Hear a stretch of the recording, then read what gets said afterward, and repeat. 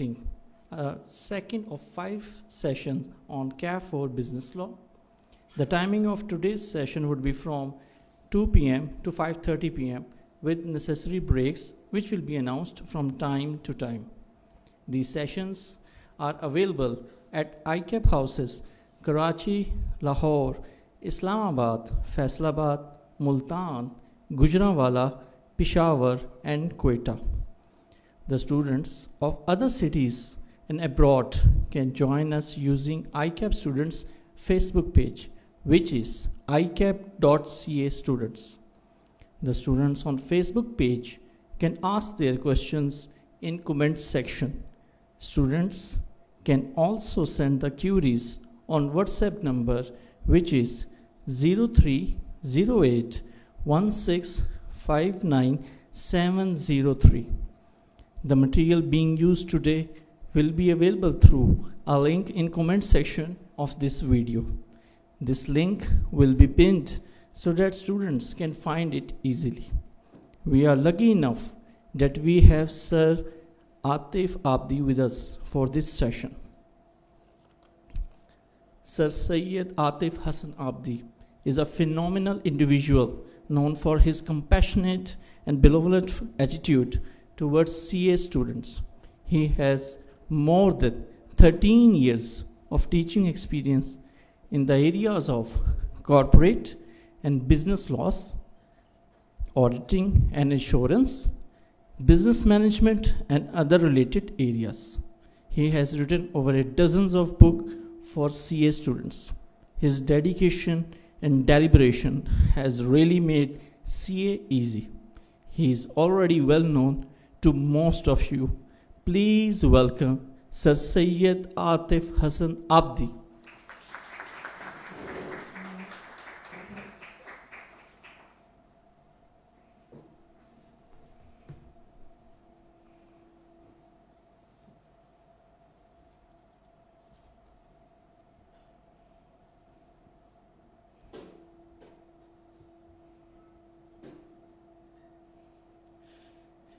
अस्सलाम वालेकुम। होपफुली कल का टारगेट आप लोगों ने घर जाके अचीव कर लिया होगा। कल का टारगेट भी बड़ा लाइट सा था, चैप्टर 2, 3 और कई दफ़ा आपने देखे हुए हैं। आज थोड़ा सा टारगेट जो है वो इंक्रीज़ हो जाएगा, छोटे छोटे चैप्टर्स ऐड होंगे। तो आज बेसिकली 4 छोटे चैप्टर्स हैं और एक बड़े साइज़ का चैप्टर है, यानी कॉन्ट्रैक्ट टेक का जो सबसे बड़ा चैप्टर है वो हमारे आज सेंटर के सेशन में है। तो मज़ीद डिले किए बगैर हम आगे चलते हैं। मैं एक दफ़ा बता दूं कि फ़ेसबुक पे जो क्वेश्चंस आए हुए थे उन सारों को आंसर कर दिया है, और अभी हमने कहा था कि हम फेसबुक पे साथ साथ आंसर करते रहेंगे, और जो ग्रुप है वो आपको बताया था कि रिवीजन क्लासेस जब एंड होंगी तो उसके बाद हम डेली फिर जो है वो 2-3 घंटे के लिए उसको दिन में ओपन किया करेंगे। आपकी जितनी क्यूरीज हैं वो एक दफ़ा आ जाएँ, फिर उसे क्लोज़ करके और शाम में एक दफ़ा आंसर कर देंगे, ताकि सारे सवाल एक जगह पर मौजूद हों, सारे आंसर्स एक जगह मौजूद हों, रादर दैन के सारे सवाल पूछ रहे हैं पर जवाब है, सवाल जवाब और वो चीज़ें आउट हो जाएँ। तो मीन वाइल इन दिनों आप व्हाट्सएप पे कमेंट्स में भी जाके सवाल पूछ सकते हैं। अच्छा, मैं जब फेसबुक पे कमेंट्स में गया ये देखने के लिए कि सवाल होंगे और सवालों के जवाब देने हैं, तो ज़्यादातर सवाल ये था कि क्या ये वीडियो रिकॉर्डेड फॉर्म में अवेलेबल होगी। तो अगर आप मुझे लाइव सुन रहे हैं और जो सामने ऑडियंस बैठे हैं, ये फेसबुक लाइव वाली वीडियो बाद में उसी जगह पे रिकॉर्डेड फॉर्म में अवेलेबल होती है। यानी अगर आप ICAP स्टूडेंट्स के पेज पे आएंगे तो आप पिछले दिन की जितनी भी पोस्ट हैं, या पिछले आप यूँ समझें कि मैं आज से 3 साल पुरानी पोस्ट भी वहाँ पे निकाल के देखूँगा तो वो वीडियो वहीं पे पड़ी हुई होगी। तो वो वीडियो फुली रिकॉर्डेड फॉर्म में फेसबुक पे मौजूद होती है। कुछ स्टूडेंट्स ने कहा कि हम फेसबुक पे बहुत ज़्यादा फेमिलियर नहीं है या इस तरह से करके, तो क्या यूट्यूब की इसकी रिकॉर्डिंग्स मिलेंगी।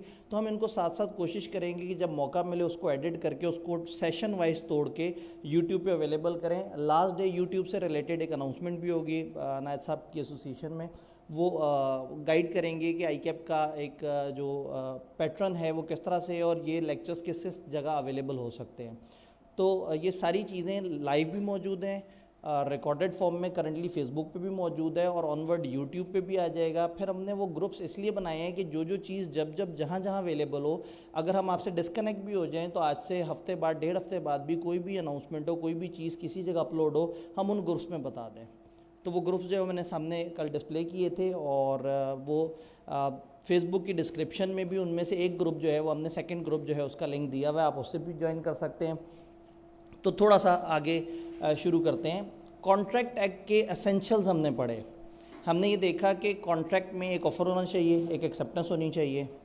फिर हम लोगों ने 5 और एसेंशियल्स में से 3 पढ़े एक चैप्टर में, जिसमें हमने कहा कि कंसिडरेशन, लॉफुल ऑब्जेक्ट और एक कंपिटेंस होनी चाहिए पार्टीज़ की।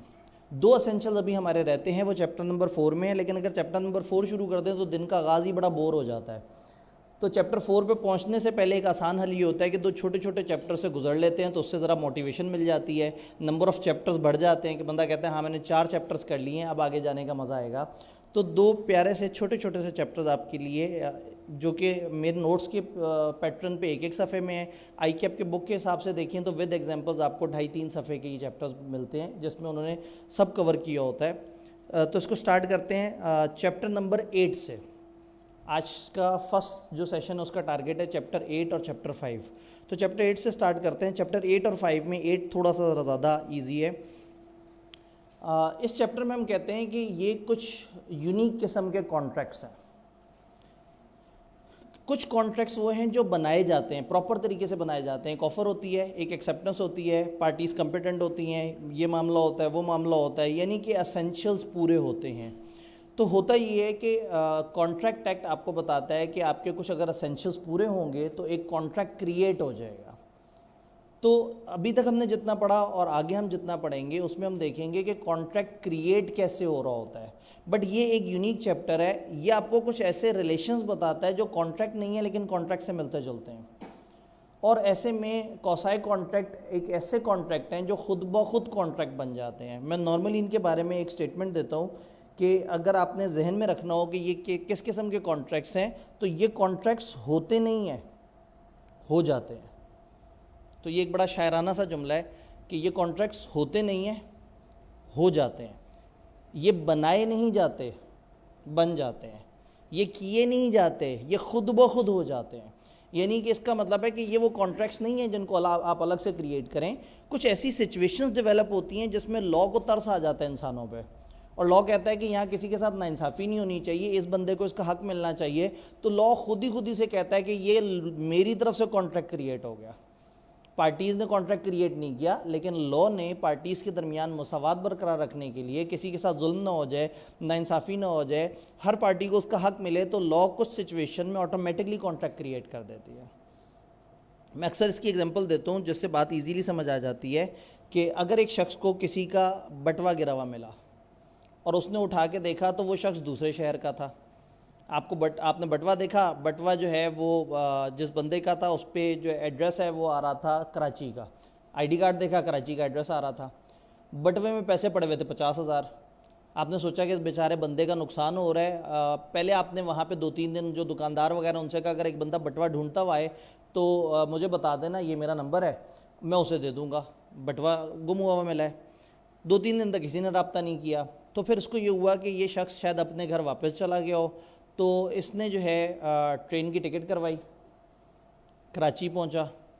कराची में उस बंदे के घर तक पहुंचने के लिए रिक्शा करवाया या टैक्सी करवाई, उधर पहुंचा और वापसी की टिकट भी इसने करवाई हुई थी क्योंकि इसने वापस भी आना था। अब ये इस बंदे ने बहुत ही अच्छाई में उस बंदे का 50,000 उसको लौटाने के लिए out of the way effort किया है कि वो कराची तक टिकट करा के चला गया। वो साहब के घर पहुंच के उसने बेल दी, वो भाई साहब बाहर आए, तो इसने कहा जी आपका बटवा लाहौर में गुम हुआ था। उन्होंने कहा हाँ जी मेरा बटवा गुम हुआ था। इसने कहा निशानियाँ बताएं। उसने 2-3 निशानियाँ बताई। इसने कहा जी ये आपका बटवा लाहौर में मुझे पड़ा हुआ मिला था, मैं वहाँ से टिकट करा के यहाँ आया हूँ और मैं टिकट करा के वापस जाऊँगा। उस बंदे ने बटवा पकड़ा, इसका शुक्रिया बोला, इसका माथा चूमा और वापस चला गया अंदर। अब ये हक्का बक्का रह गया कि मतलब मैं एक बंदे के लिए उसका बटवा पहुंचाने के लिए इतनी मेहनत की है, कोशिश की है, सारा कुछ है। तो इसने नॉक किया। इसने कहा जी वो कम अज़ कम मेरा आने जाने का किराया दे दें, आपके बटवे में 50,000 रुपये पड़े हैं, मैं बहुत ही ईमानदारी से आप तक लेके आया हूँ और आपका नुकसान ना हो जाए तो मैं आपको पहुँचाने की कोशिश की है। उसने कहा कौन से पैसे? तो क्या केड़े पैसे? तो इसने कहा जी वो मैं आपका बटवा। उसने कहा मैंने कब कहा था मेरा बटवा ला के दो? क्या मेरे तुम्हारे दरमियान कोई ऐसी ऑफ़र थी? क्या कोई ऐसी एक्सेप्टेंस थी? क्या हमारे दरमियान कभी कंसिडरेशन तय हुई थी? तुमने एक नेक काम किया है, जा रब तेरा भला करे। तुमने मेरे साथ अच्छा किया है, तुम्हारे साथ भी अच्छा होगा। तो अब यहाँ थोड़ी सी नाइंसाफ़ी नज़र आ रही है। एक बंदे ने बहुत अच्छाई करते हुए आउट ऑफ द वे खर्चा करके किसी दूसरे को सपोर्ट कर दिया है, तो असूलन ऐसी सिचुएशन में लॉ जज्बाती होकर आ जाएगा और कहेगा बस तुम दोनों के दरमियान कॉन्ट्रैक्ट क्रिएट हो गया है, जिस बंदे का बटवा है उस पर वाजिब है कि वो इस बंदे को उसका खर्चा अदा करे, क्योंकि इस बंदे ने उस तक पहुंचने के लिए खर्चा किया और अच्छाई में काम किया। तो समटाइम्स कुछ ऐसी सिचुएशंस होती हैं कि लॉ एक कॉन्ट्रैक्ट खुद ब खुद क्रिएट कर देता है। ऐसे कॉन्ट्रैक्ट्स को हम कहते हैं कॉसाई कॉन्ट्रैक्ट। कॉसाई कॉन्ट्रैक्ट का एक नाम होता है कंस्ट्रक्टिव कॉन्ट्रैक्ट, और एक लंबा चौड़ा सा नाम होता है जो चैप्टर का नाम है, ये हमारी किताब का सबसे बड़ा नाम है चैप्टर्स में, certain relations resembling those created by contract, लेकिन आसान नाम है इसका कॉसाई कॉन्ट्रैक्ट्स। तो कॉसाई कॉन्ट्रैक्ट बेसिकली क्या है? ये एक ऑब्लिगेशन है imposed by law in absence of any agreement between parties. Parties के दरमियान कोई एग्रीमेंट नहीं है, तो अगर कोई एग्रीमेंट नहीं है, किसी भी एग्रीमेंट के ना होने के बायस जो इम्पोज कर दिया लॉ ने ऑब्लिगेशन, वो है quasi contract. Quasi contract is not an actual contract, ये असल कॉन्ट्रैक्ट नहीं है। फिर क्या है? A legal substitute form to impose equity between two parties. एक बड़ा आसान सा तरीका है कि मैं मुख्तलिफ चीज़ें आपको समझाऊं, आप हवा में समझें और घर को चले जाएं और फिर घर जाके किताब पढ़ें। एक ये है कि मैं आपको किताब के वर्ड्स भी साथ साथ दिखा दूं ताकि आपके लिए घर जाके रिवाइज करना आसान हो और बाद में भी आप अगर किसी चीज़ को रेफ़र करें तो आप उसको देख सकें। तो इसलिए मैं साथ साथ दिखा रहा होता हूँ, लेकिन समझाते वक्त ज़रा ज़्यादा डिटेल होती है और दिखाते वक्त हम थोड़ा सा फास्ट हो जाते हैं टाइम को बचाने के लिए। तो कॉसाई कॉन्ट्रैक्ट एक्चुअल कॉन्ट्रैक्ट नहीं है, ये एक लीगल सब्सटीट्यूट है जिसका मकसद है पार्टीज़ के दरमियान इक्विटी कायम की जाए, मुसावात कायम की जाए, नाइंसाफ़ी नहीं होनी चाहिए किसी के साथ। These are also known as constructive contract.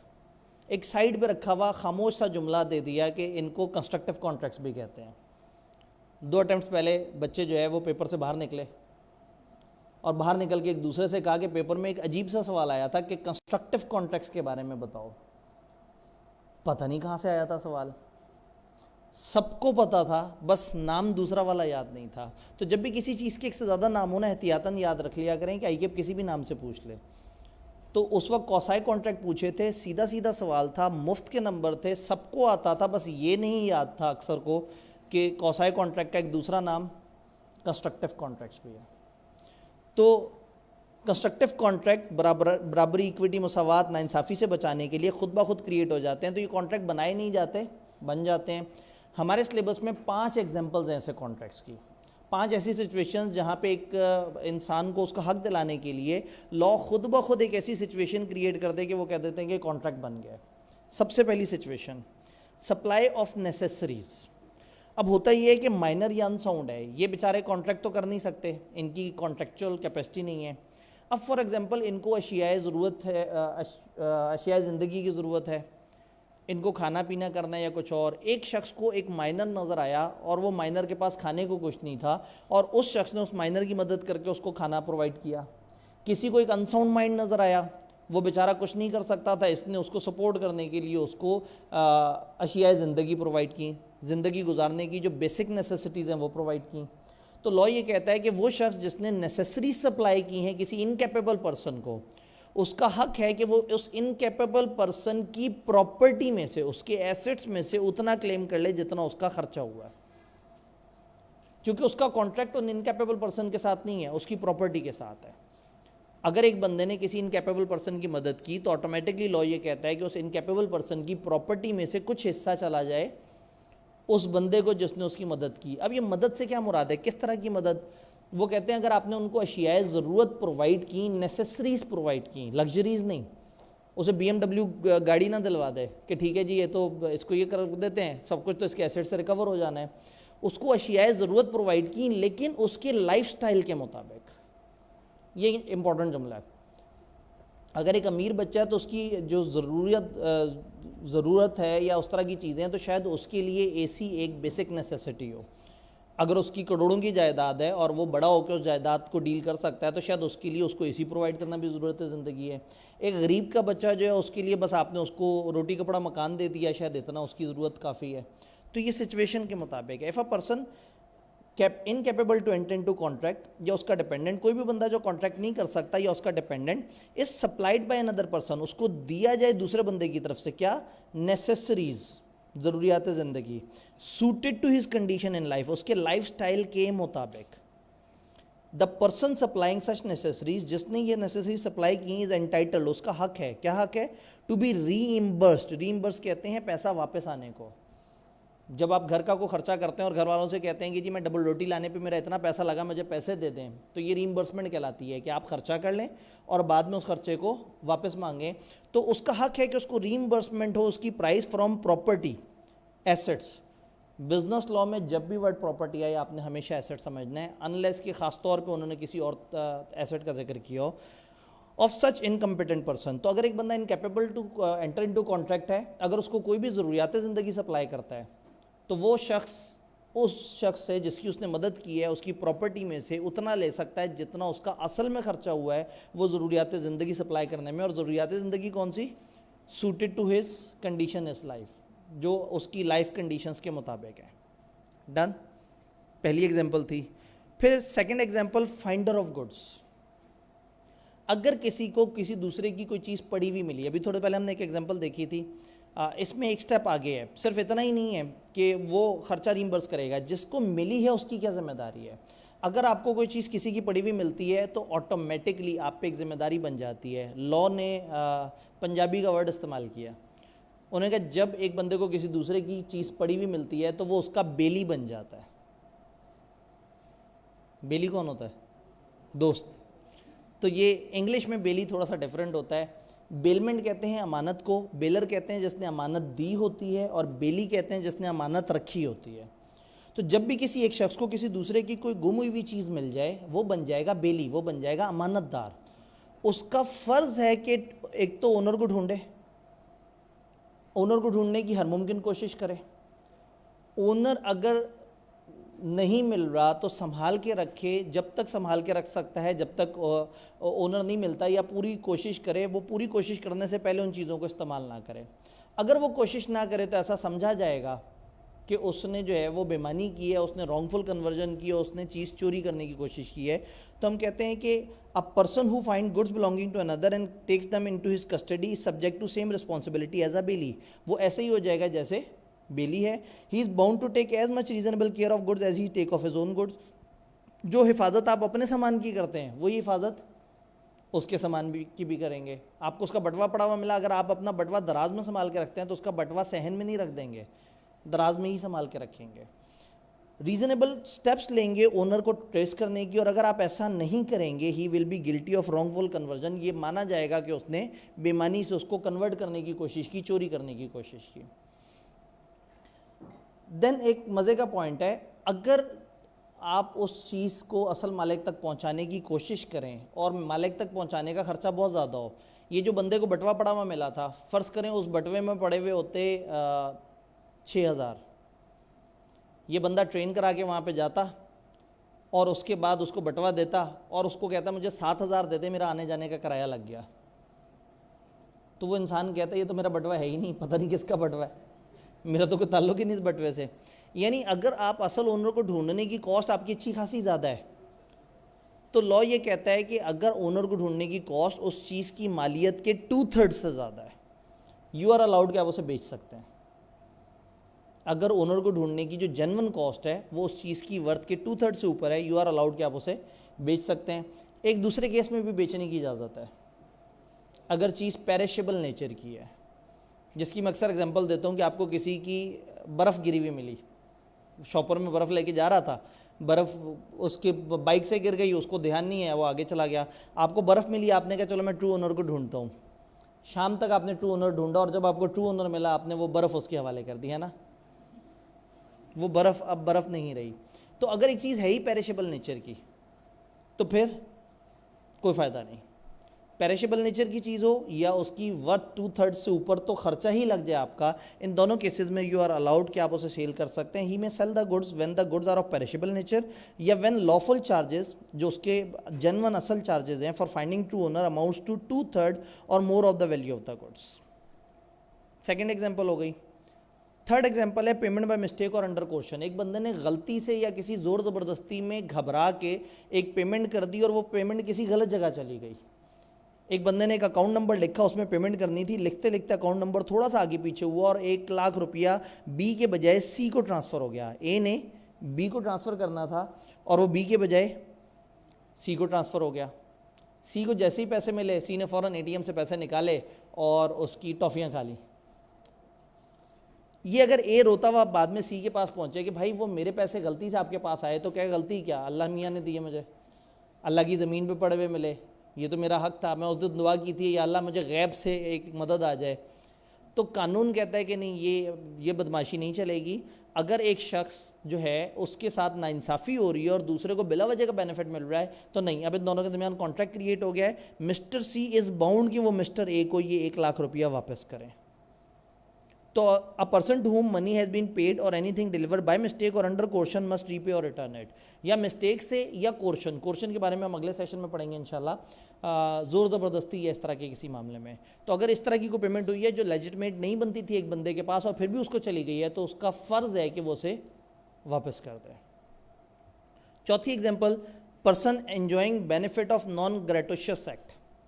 इसके अलग अलग प्रोनाउंसिएशन है, ग्रेटोशियस, ग्रेटिशियस, और आप पंजाबी में से जो है वो जो मर्ज़ी बोल दें, क्योंकि पेपर में आपने बोल के तो सुनाना नहीं है, तो आप इसको जिस तरह से मर्ज़ी याद रख लें, आपकी अपनी मर्ज़ी है।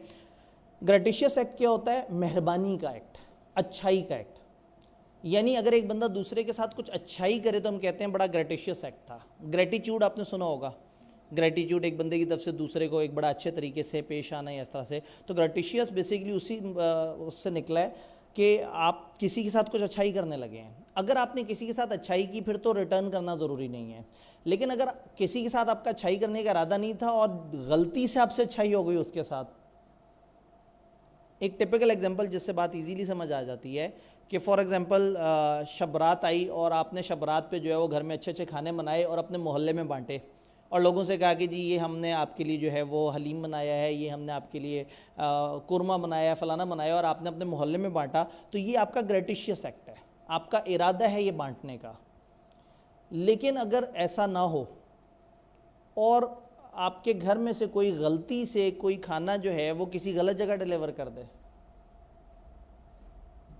और अगले बंदे को पता हो कि उसका हक नहीं बनता, फॉर एग्जांपल घर वालों ने एक बच्चे को कहा कि जी जाओ ये जो है ना वो जो सबसे आखिरी घर है ना गली का, उनको जाके दे के आओ, उनको हमने कहा था कल हम आपको खाना भिजवाएंगे। वो आखिरी घर लेफ़्ट के बजाय राइट पे खटका कर गया। वो निकले तो उन्होंने कहा जी ये खाना भिजवाया है, तो उनको पता था कि हमारी ऐसी कोई डील नहीं हुई, उन्होंने खाना रख लिया। बच्चा जब घर पहुंचा पता लगा कि गलत घर खाना चला गया है। अब वो वहाँ पे जाएगा, उनसे कहेगा जी हमारा खाना, वो कहेंगे वो तो हमने खा लिया। तो इसका हक बनता है कि वो लोग उसको कंपनसेट करें पैसे में। आपने उनके साथ अच्छाई की नीयत नहीं की थी, लेकिन गलती से आपसे एक अच्छाई हो गई। एक टिपिकल एग्जांपल इसकी होती है कि आपने अपने घर होम डिलीवरी मंगवाई है, जो फूड ऑर्डर्स वगैरह की, फूड पांडा, आपका ऑलरेडी एक अकाउंट था, उस अकाउंट से पैसे डिडक्ट हुए थे, आपने ऑर्डर मंगवाया तो राइडर ने आके कहा हाँ जी आपका पिज़्ज़ा आया है, आपको नहीं, आपके साथ वाले घर को खटका करके। उन्होंने कहा पिज़्ज़ा, अब वो भी इनकार करने ही वाले थे कि उसने कहा हाँ जिसकी आपने एडवांस पेमेंट भी कर दी थी। अब एडवांस पेमेंट सुनते साथ ही वो एक्साइटेड हो गए कि पेमेंट हुई भी है, तो उन्होंने पिज़्ज़ा पकड़ के और घर के अंदर ले गए।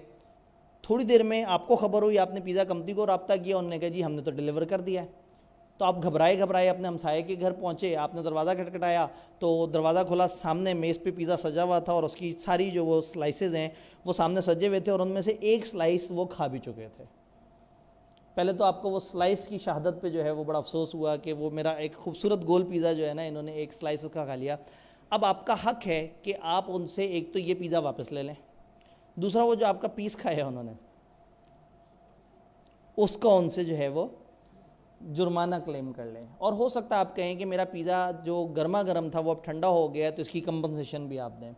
तो अगर आपका कोई इरादा नहीं था अच्छाई करने का, लेकिन लॉफुली आपने एक ऐसा कर दिया जिससे दूसरे के साथ बेनिफिट हो गया, तो वो बंदा आपको वो बेनिफिट रीस्टोर करके देगा। अगर वही चीज़ दे दे तो बहुत अच्छी बात है, नहीं दे सके जो नुकसान हुआ है उसका खमियाजा भुगतेगा। Where a person lawfully does anything for another, जब एक बंदा कानूनी तौर पर किसी दूसरे के साथ कुछ ऐसा करता है और deliver anything to him not intending to do so gratuitously, या उस बंदे को कुछ डिलीवर कर देता है इस इरादे से नहीं कि वो अच्छाई कर रहा है, उसकी मतलब वही बात है कि वो उसको शबरात की खुशी में नहीं भेज रहा, वो उसको गलती से चला गया। And such other person enjoys the benefit, और वो दूसरा बंदा भी खा जाता है उसे, बेनिफिट कंज्यूम कर लेता है। The latter is bound to make compensation to former, जो बाद में जिक्र हुआ है जो खा गया, इस बाउंड के वो उसको वापस करे जिसका पहले जिक्र हुआ। सीधी जबान लिखी जा सकती थी लेकिन बहरहाल तो जिसने खा लिया वो जिसका खाया गया उसको कंपनसेशन देगा और उसको कहेगा कि जी ये जो है ना तुम्हारे साथ मैंने नाइंसाफ़ी की है, अब ये मेरा फ़र्ज़ बनता है कि मैं इसे कंपनसेट करूं। क्या इनके दरमियान को कॉन्ट्रैक्ट था कि वो कंपनसेट करेगा? कौसाई कॉन्ट्रैक्ट ये है कि खुद ब खुद एक अरेंजमेंट क्रिएट हो जाएगा और अब आप उसको कंपनसेशन देंगे। आखिरी एग्जांपल है इसमें पेमेंट बाय इंटरेस्टेड पर्सन। एक ऐसी पेमेंट जो एक ऐसा शख्स कर देता है जिसका इंटरेस्ट होता है उस पेमेंट में, जबकि वो पेमेंट उसकी नहीं थी, वो पेमेंट किसी और ने करनी थी। एक टिपिकल एग्जांपल इसकी होती है कि किराएदार अपने घर में रह रहा है और मतलब किराएदार एक किसी बंदे के घर में रह रहा है और वहाँ पे उसको एक नोटिस आता है कि जी अगर इस घर के मालिक के मकान ने टैक्स ना दिया, प्रॉपर्टी टैक्स नहीं दिया, तो हम घर के सारे मकीनों को घर से निकाल देंगे। और घर में रहता है इस वक्त किराएदार, और वो जो प्रॉपर्टी टैक्स है वो लेजिटिमेट लीगल पेमेंट है ओनर की, उसने देनी ही देनी है। अब ये किराएदार अगर अपने आप को बचाने के लिए उसका टैक्स खुद भर देता है तो लॉ ये कहता है कि किराएदार का हक है कि वो ये पेमेंट क्लेम कर सकता है मालिक से।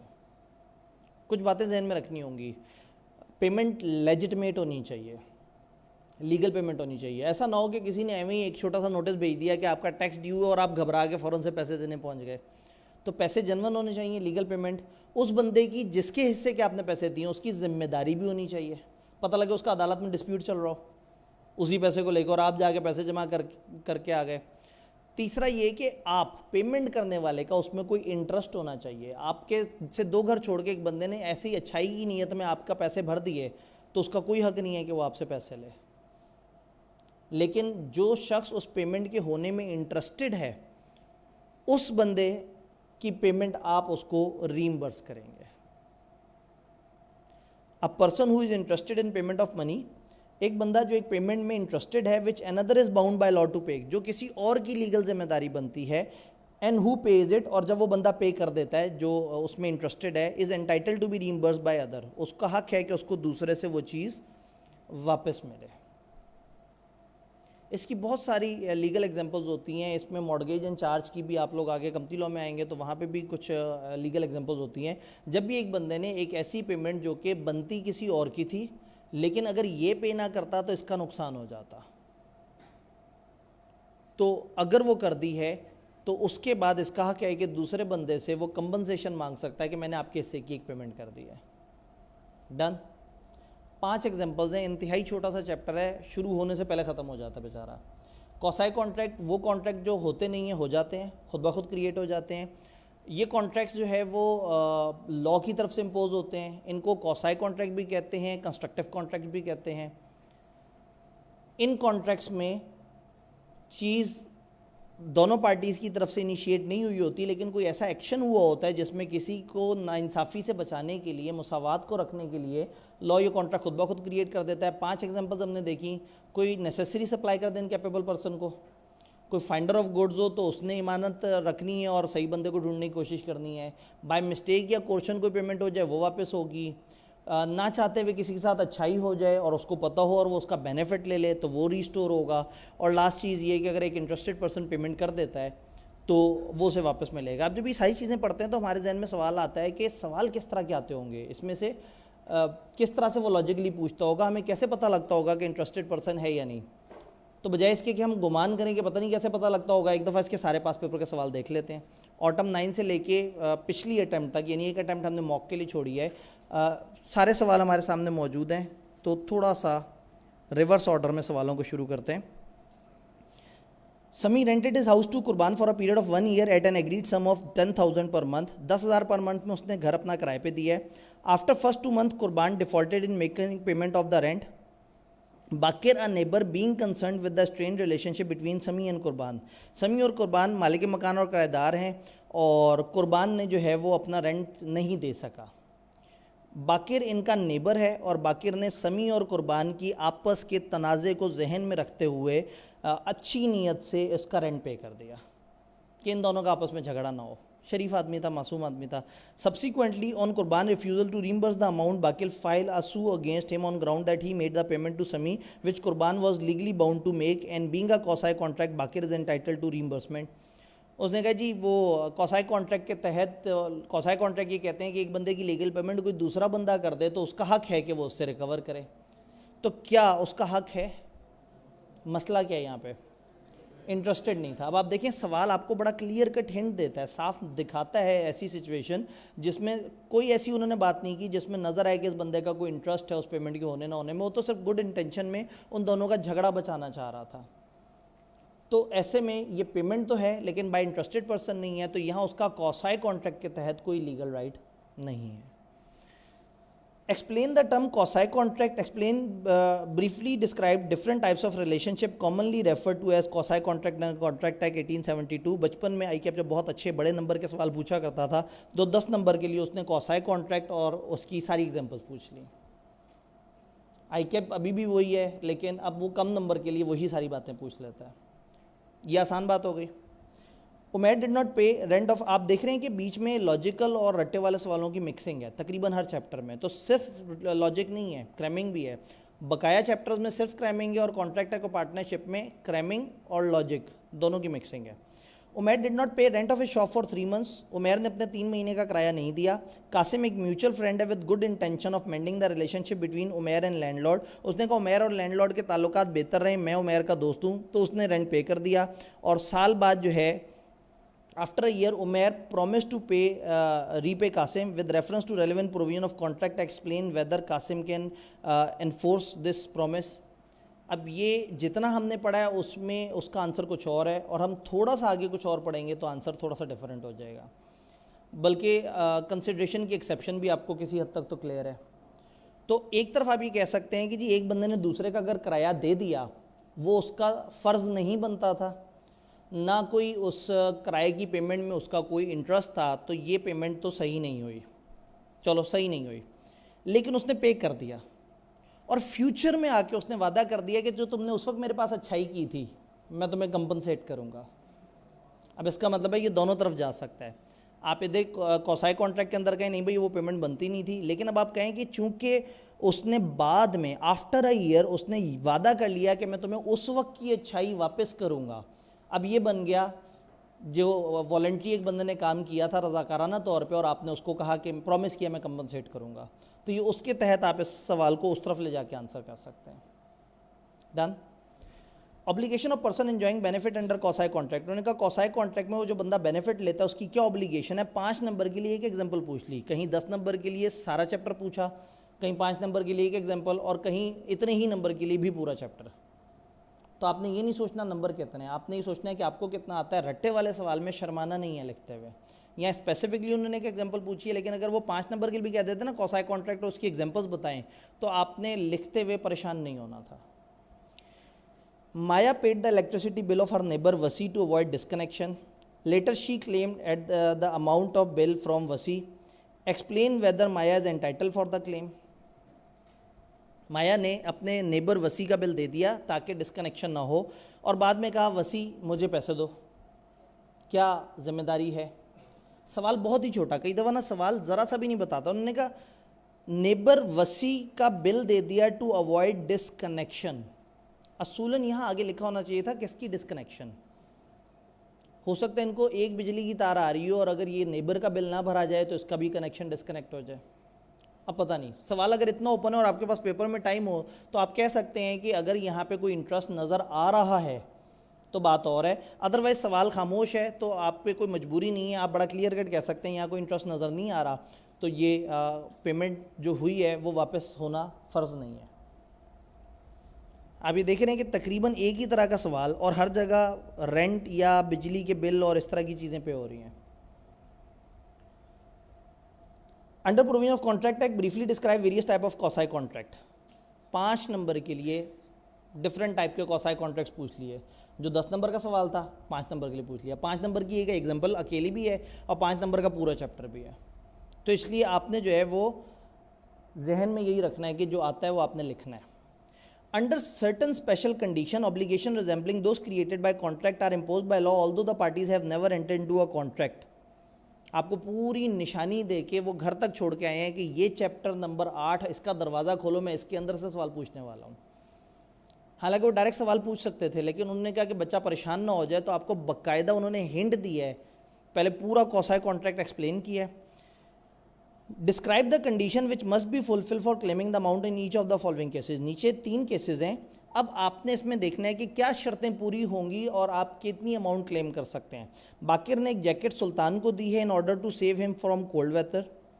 सुल्तान who was a minor, Sultan एक माइनर है, उसको बाकिर ने एक जैकेट दी है ताकि उसको ठंडे मौसम से वो महफूज रह सके।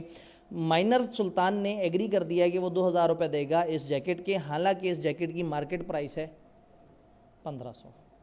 तो कितना हक बनता है? 1500 का हक बनता है। कोल्ड वेदर जैकेट तो हम इसको नेसेसरी काउंट कर सकते हैं, तो माइनर जो है उसकी प्रॉपर्टी से 1500 तक की पेमेंट होगी, 2000 की पेमेंट नहीं होगी। Roohi who paid the electricity bill of Saulat without being asked, Saulat के बगैर पूछे उसने उसका बिजली का बिल भर दिया, is not demanding payment from Saulat, नहीं बनती, क्योंकि उसका इंटरेस्ट यहाँ पे नज़र नहीं आ रहा। 1 नंबर के लिए वही चीज़ पूछ ली जो कभी 3 या 4 नंबर के लिए पूछी। Samiya coolie picked up goods purchase by Nadia from supermarket, supermarket से नादिया ने कुछ गुड्स परचेज किए हैं। समिया कुली है, उसने गुड्स उठाए and took them to her car, और उसको उसकी गाड़ी तक ले गया। Nadia did not object to it, Nadia ने इस पर एतराज़ नहीं किया, नादिया तो सुकून में थी, उसका वजन किसी और ने उठाया हुआ था। समी demanded service charges from Nadia, and पे समी ने कहा पैसे। अब अगेन 2 तरफ जा सकता है मामला। एक तरफ के डिमांड नहीं की गई थी, कंसिडरेशन, डिज़ायर नहीं थी, नादिया ने नहीं कहा था कि ये चीज़ पिक करो, और दूसरी तरफ हम कह रहे हैं कि एक बंदे ने कुछ अच्छाई की और दूसरे ने उस अच्छाई को कंज्यूम भी कर लिया।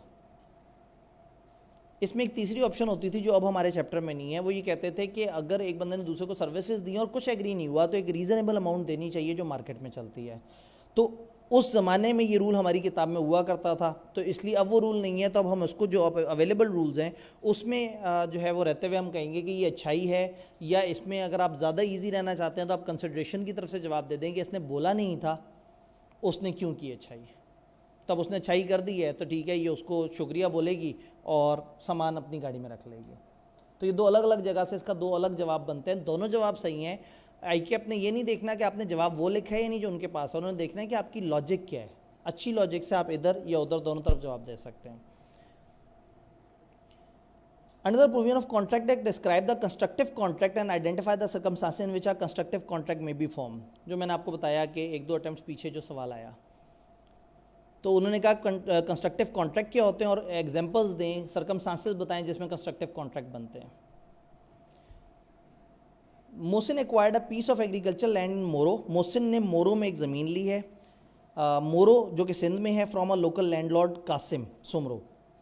मोहसिन ने मोरो में कासिम सोमरो से ज़मीन ली है। वो नाम ऐसे रखे हैं कि आप उसको आपस में कंफ्यूज करते करते, और हो सकता है पेपर में लिख दें कि यहाँ मोहसिन ने जो मोरो से ज़मीन ली है कासिम सोमरो की जगह पर, तो इसलिए जो है ना मोरो जगह है और जो करेक्टर्स हैं आपके, एक मोहसिन है और एक जो मालिक है उस जगह का वो है कासिम सोमरो।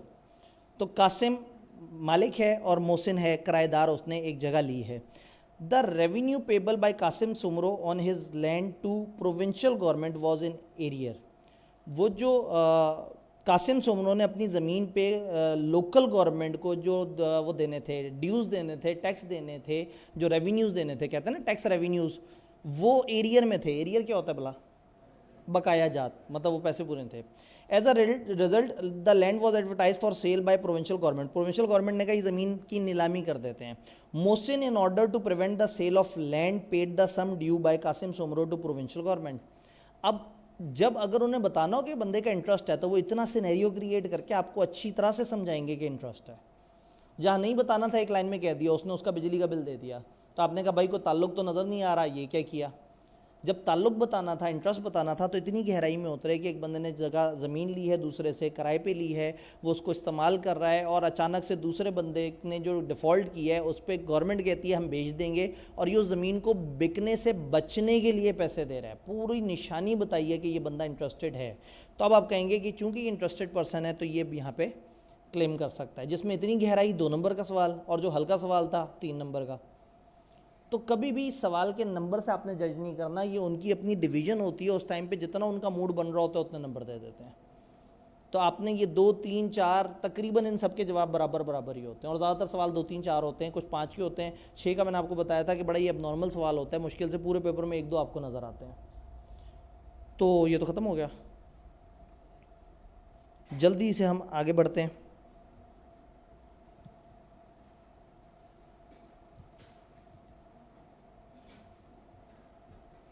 दामन वक्त में गुंजाइश कम है, एक काम कर दूं मैं ज़रा,